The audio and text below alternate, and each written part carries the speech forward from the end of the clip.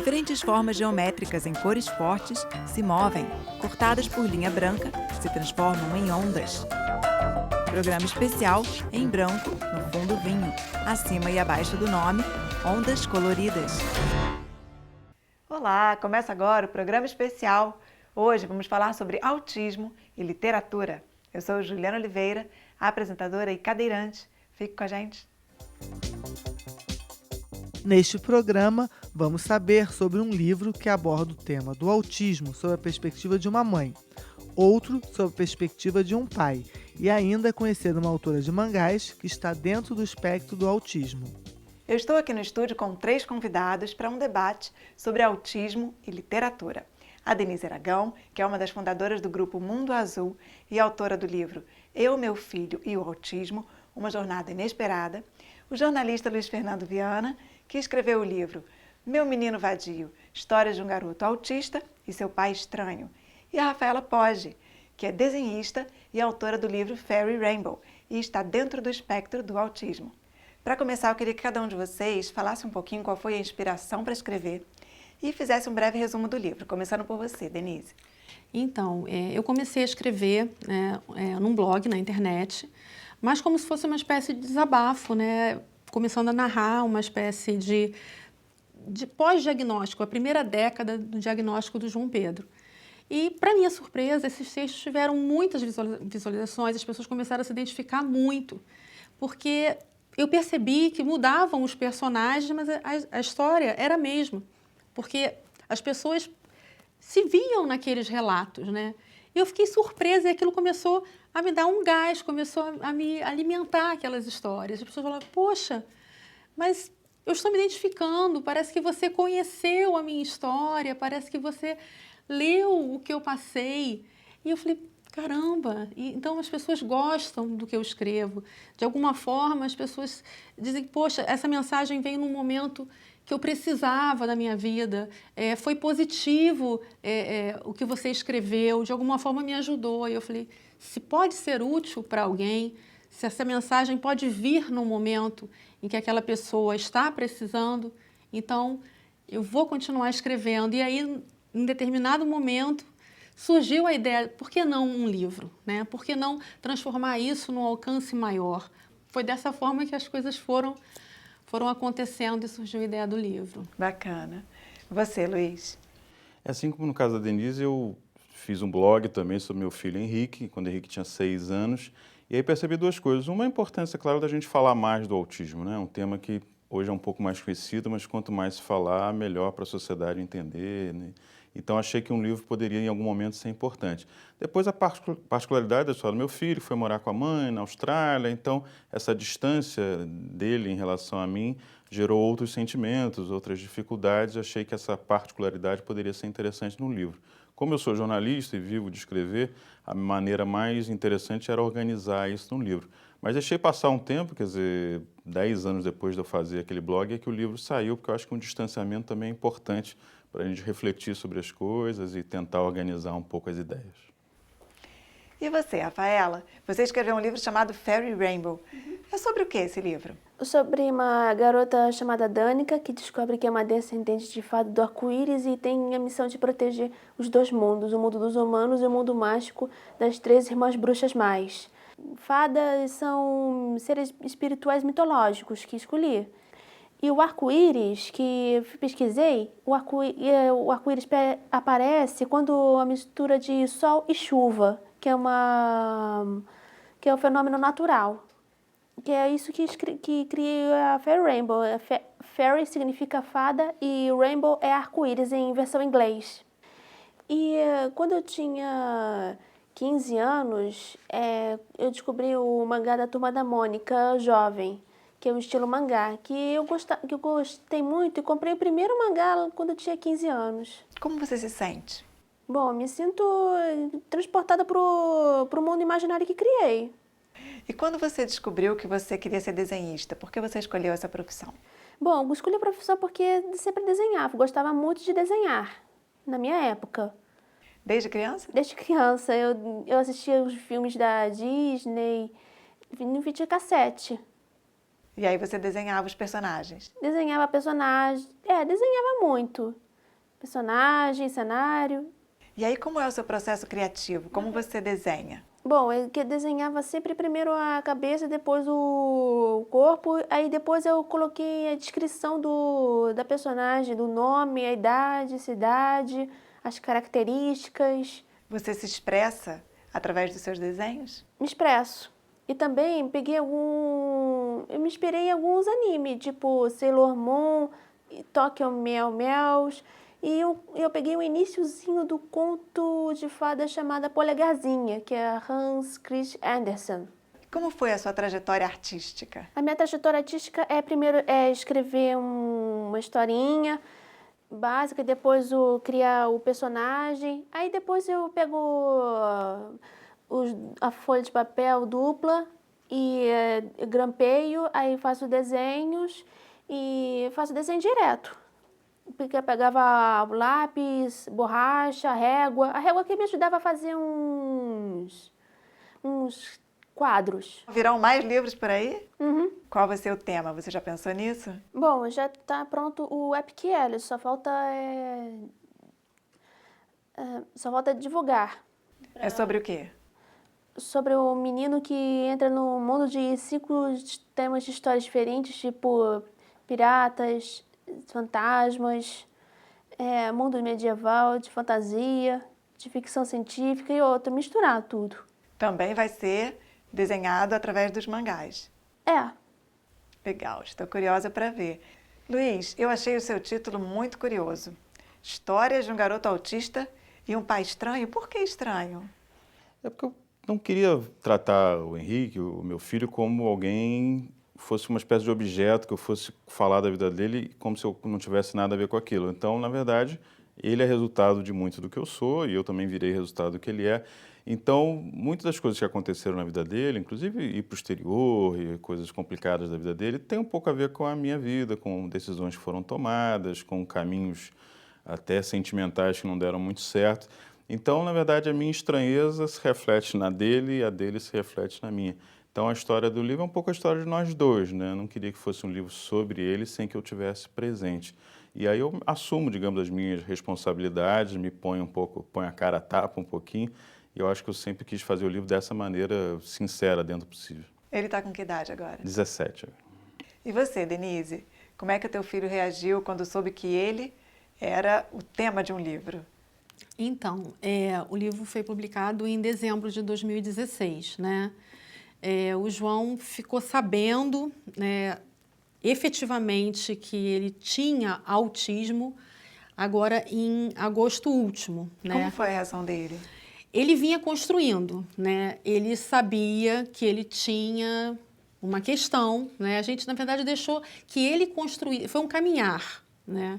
Então, ele sabia que era diferente, né? Ele já vinha perguntando. A primeira pergunta que ele fez há quase 2 anos atrás era se ele tinha algum problema. E aí a gente desconstruiu isso.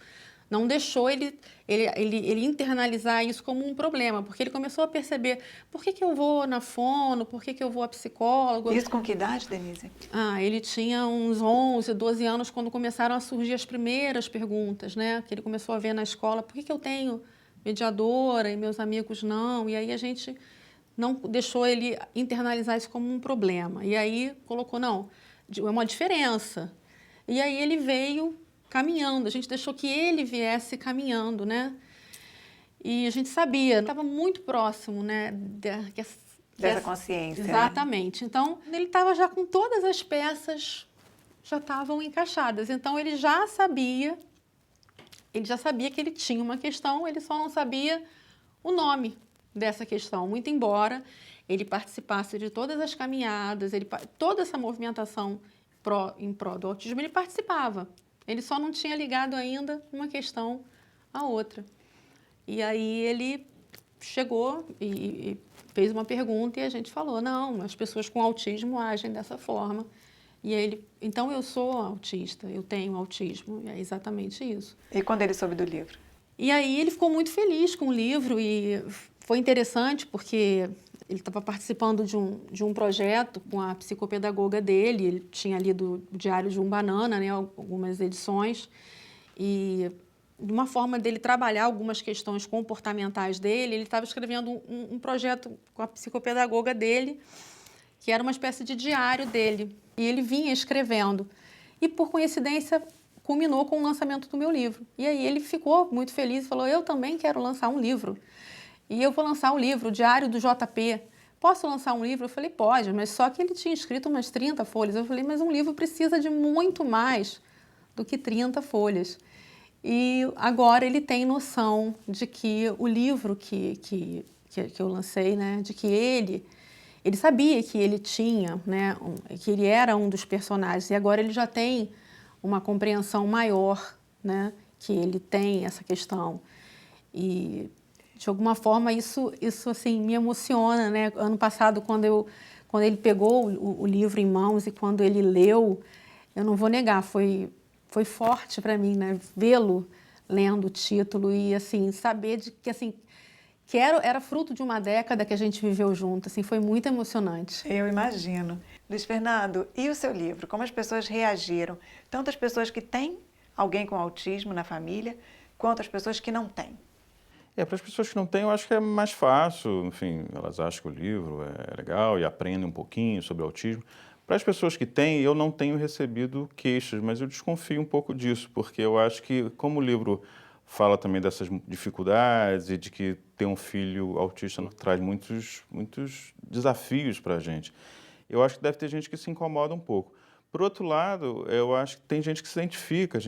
Eu tenho recebido algumas respostas de gente que gostaria de ter dito alguma daquelas coisas e nunca disse, porque você se confronta um pouco com a nossa formação, até um pouco cristã, de que você tem que glorificar, que o filho é uma coisa abençoada. E eu, no momento, discuto o amor que eu tenho pelo Henrique, mas discuto todas as dificuldades que significa criá-lo, sem falar dessas dificuldades em torno da vida dele. Eu fico muito distante dele e tudo. Então, eu acho que falar de algumas coisas que algumas pessoas não têm coragem de falar é um ponto principal do livro. Não sei se tem gente que se incomoda e não tem coragem de falar comigo, mas é um ponto fundamental do livro. O Rafa, você viu aqui que o João está querendo ser escritor também. O que você diria para ele? Que conselho você daria para ele?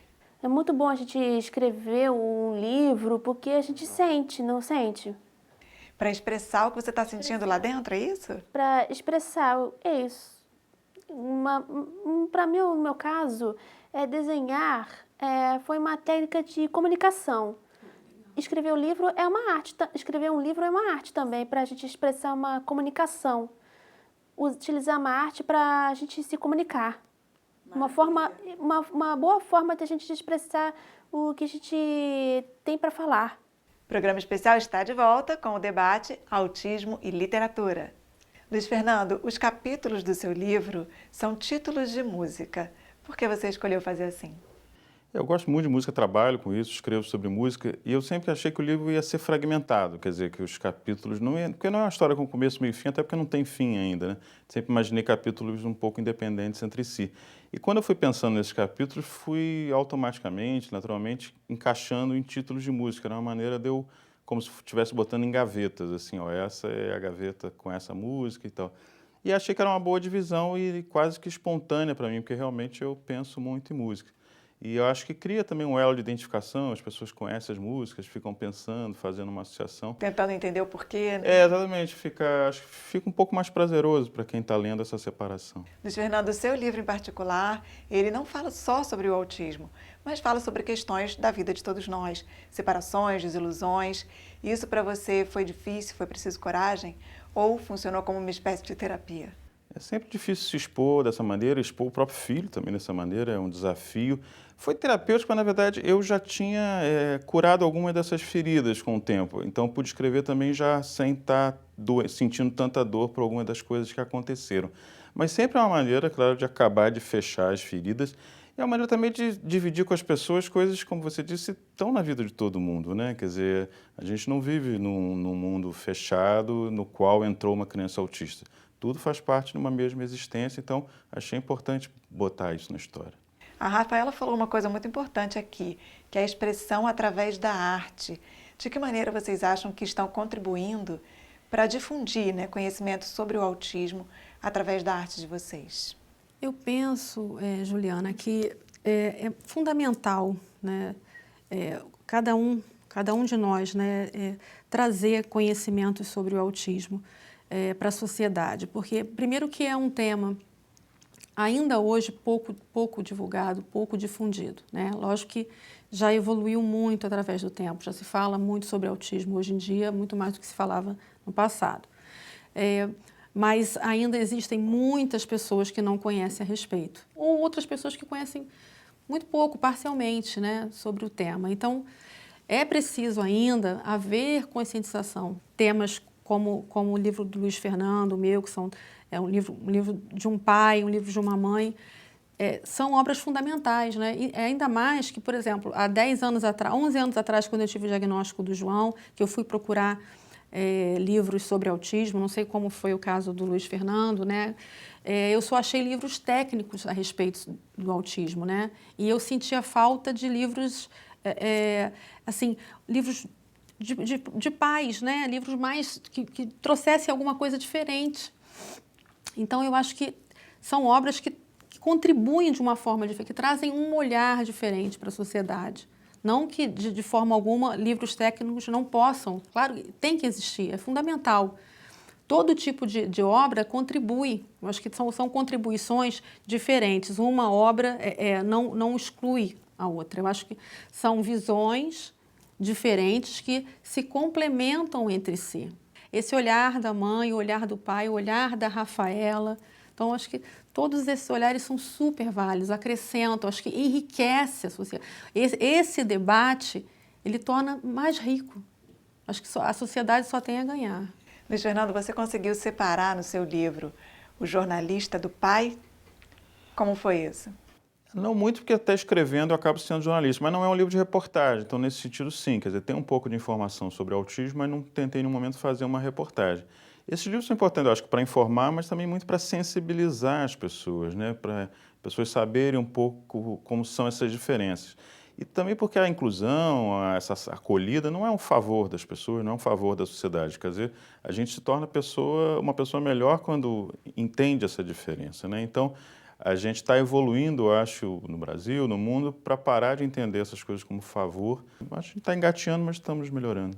Perfeito. Como vocês veem a Rafaela, que está aqui com a gente, sendo uma autora e estando dentro do espectro do autismo? Nossa, eu acho fantástico, eu acho inspirador. É um motivo de orgulho, né? Inspiração para todos nós. Fonte de esperança, né? De mostrar para a sociedade, né? A capacidade, né? Que muitas pessoas do espectro têm de se encaixar no mercado de trabalho. Eu acho que isso prova o quanto muitas pessoas com autismo são capazes, né? Desmistifica essa questão e serve de esperança, né, para muitas e muitas e muitas famílias. Eu acho que a Rafaela está de parabéns. Obrigada. Né? Gostaria que ela soubesse que eu sou fã dela, eu tenho o livro dela, né, e que eu incentivo ela a continuar nesse caminho, né, E você já mostrou o trajeto. livro dela para o seu filho? Já mostrei. Já contou para ele que ela está dentro do espectro do autismo? Não, ainda não. Seria bacana, né? O que você acha, Luiz Fernando? Eu acho ótimo. O ideal é que a gente escreva menos sobre os nossos filhos e eles escrevam mais sobre eles mesmos, e produzam Genial. e façam coisas. Tomara que isso Que aconteça eles muito mais. assumam essa caneta. Sejam eles os criadores. Que falem sobre isso, né? O objetivo do livro é esse, é inspirar os autistas para poderem se destacarem no mundo da arte. Perfeito. Gente, eu adorei esse papo e eu vou continuar acompanhando, porque é muito interessante a gente saber dessas histórias e realmente se inspirar. Desculpa. E também eles poderem também participarem também participarem das atividades artísticas. Super legal. Eu gostaria que cada um de vocês contasse para mim um momento marcante que viveram vocês com seus filhos e, Rafaela, você com seus pais. Então, esse ano, né, depois que o João Pedro teve consciência que ele tinha autismo, nós apresentamos para ele uma série chamada Atypical, que é uma série que narra as aventuras e desventuras de um adolescente com 18 anos que ele tem autismo, ele está no espectro. E ele quer conseguir uma namorada e vive todo esse cotidiano do adolescente, está vivendo a busca da autonomia, e é bem interessante. Só que a gente fez algumas edições, tem várias partes que ainda não são apropriadas para a idade do João, enfim. E em determinado momento, a terapeuta diz para esse personagem que ele pode conseguir uma namorada, que ele pode vir a se casar. E a mãe desse personagem fica muito angustiada com aquilo, porque ela se defronta com aquela realidade, ela, apesar de estimulá-lo a ter autonomia, ela fica chocada com aquilo. E ela vai até o consultório da terapeuta e ela fala para a terapeuta: ele está ótimo do jeito que ele está. Eu não quero que ele se case. Ele já tem problemas suficientes, ele já é difícil para ele se relacionar com as pessoas da idade dele. Tire essas minhocas da cabeça dele, pare de incentivá-lo com isso. E a terapeuta fala para ele: olha, para a mãe, ele pode ter uma família, ele só precisa ser treinado para isso. E a mãe se descontrola com aquilo. E a gente estava assistindo, eu muito angustiada com as angústias da mãe. Como seria a reação dele? E ele ele deu um berro e ele olhou para mim, a terapeuta que estava conduzindo essa sessão, que a gente estava assistindo junto com a terapeuta dele, precisou pausar e ele falou assim: mamãe, você também não quer que eu case? Eu não quero ser sozinho para sempre. Aquilo foi muito forte para mim. Meus olhos encheram de água, porque eu estava me reconhecendo nas angústias daquela mãe. Então, assim, eu percebi que ele tem planos para a vida dele. Que legal, né? Então, assim, foi forte, né? E as rédeas da vida dele estão na mão dele, né? De uma certa forma, assim, aquela coisa assim: poxa, será que ele vai ter autonomia? Será que, né? Ele tem planos para a vida dele. Então, aquilo foi muito forte e, ao mesmo tempo, foi muito bom, porque ele projeta, ele faz planos, ele tem sonhos do futuro dele. Então, para mim, foi um avanço, foi uma conquista perceber que ele sonha, né? E muitas vezes a gente minimiza, né, os sonhos dos nossos filhos. A gente fala assim: poxa, não, ele não está sonhando, ele está sonhando. Ele está pensando num futuro para ele. Então, aquilo foi muito marcante para mim. Que história bacana. Eu me emocionei. E, de novo, olha aí a arte ajudando na nossa vida. Sim. Você, Luiz Fernando? Quando o Henrique está no Brasil, como a mãe fica no exterior, eu fico sendo quase que a única referência dele. Isso traz, óbvio, dificuldades, mas traz também alegrias. Quando ele está na escola ou está em casa e eu estou trabalhando, eu sei que ele fica perguntando: papai chegou, papai chegou, papai chegou. Aí quando eu chego, ele abre logo um sorriso, né? Isso não impede que a gente tenha alguns problemas de relacionamento, mas esse momento do papai chegou e do momento que ele me vê é sempre reconfortante. É diário, mas é emocionante a cada dia, né? Renova a esperança a cada dia. Que bacana. Você, Rafaela? Bom, às vezes temos momentos de dificuldade de relacionar e outras coisas. A comunicação resolve, dá tudo certo, no final das contas. Você conversa, então, muito com a sua mãe? Às vezes converso com a mãe. Eu pegava... quando escrevo histórias em quadrinhos, eu também mostrava para os meus pais se a escrita está certa ou está errada, se algumas ideias. É que às vezes pode ter dificuldade no início, mas com uma ajudinha, conversando, comunicando-se, torna-se a vida muito fácil com a comunicação. O momento feliz é conversando com eles, expressando como me sinto.